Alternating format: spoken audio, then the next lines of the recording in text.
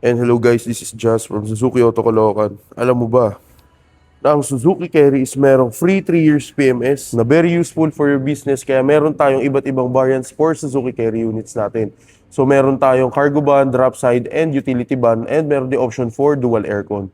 So ang presyo niya guys is 754 for the utility van, and nasa 800,000 naman po yung naka-dual aircon na. So all you have to do is message me here my Facebook, and by the way, this is Just from Suzuki Auto Caloocan. Sa mga nagda-drive po dyan or sa mga business owner po dyan na laging nasa daan, ingat po kayo palagi and drive safe. Pakita ko sa inyo yung Suzuki Carry natin. So this one is the Suzuki Carry drop side. Very useful yan guys sa mga business owner na gusto mabilisan ang loading and unloading process nila. At ito naman po yung Suzuki Carry na utility van, which is ito yung pinakamabili sa amin na unit dahil meron na rin siyang dual aircon na option. And so yun guys, pakita ko naman sa inyo yung legroom ng driver's cabin natin. So ako guys pala, 5'11 po ang height ko. So try natin mag-fit in dito. So sa pagsakay, ayun, sakto lang, mabilis sumakay. Tapos legroom, maluwag pa ang legroom guys sa 5'11 height. Tapos guys, ang pinaka-highlight ko sa inyo for Suzuki Carry is the electronic power steering para mabawasan natin yung mga driver's fatigue. Lalo na sa mga long drive ang deliveries. Yan. Tapos air-conditioned driver's cabin. Option yan for single aircon na carry utility van. And meron din tayong dual aircon na option for Suzuki Carry utility van din. Sa mga driver na lagi may kasama mga pahinante or lagi may kasamang tao. So useful yung dual aircon natin. So yun guys, manual transmission din pala siya. 5-speed manual transmission which is common sa mga utility purpose vehicle.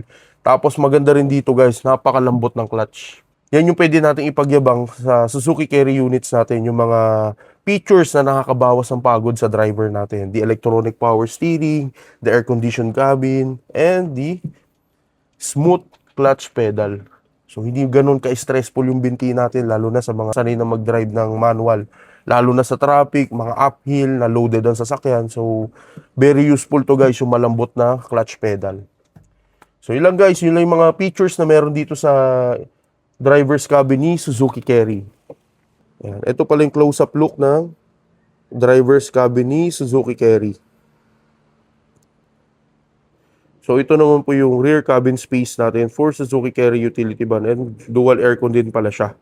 Tapos 14 seaters po ang pwedeng makaupo, 7 dito and 17 po sa kabila. Tapos kung wala namang pasahero, pwede nyo siyang i-fold tulad nito para magkaroon tayo ng additional space for carrying cargo. And ito din po pala yung pinaka loob ng drop side natin. So itong mga pinto na to guys, pwede nyo pa siyang ibaba. So that's why we call it the drop side. So para mas mabilis yung loading and unloading ng cargo natin. Meron din siyang mga patungan ng mga mahahabang bagay na ikakarga dito sa likod. Ayan, mga nakagano, no? Patong na ganyan. Tapos for Suzuki Carry na drop side, 900 kilos po ang pinaka load capacity niya.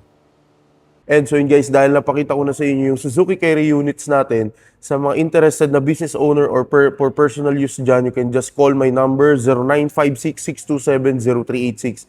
Again, this is Just from Suzuki Auto Caloocan. Sa mga nagda-drive po dyan, ingat po kayo palagi at paulit-ulit yung sasabihin, drive safe.